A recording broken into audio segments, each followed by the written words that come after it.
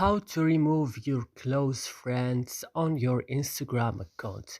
Today guys, I will show you how to do this. Just watch the video until the end and follow the video until the end. You go first and you open your Instagram account. Your Instagram, as you see, it's home. You go to this option here, you click to open your profile, then you go to this three line and click, and then go to settings and click again. Then guys, go to account and click, then you go to the third option, close friends. You will find here your close friends that you make them as a close friend. To remove them, it's very easy.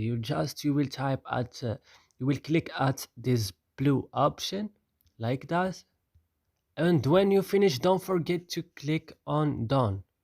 And now, as you see, when I go to close friends, I don't have now any close friends.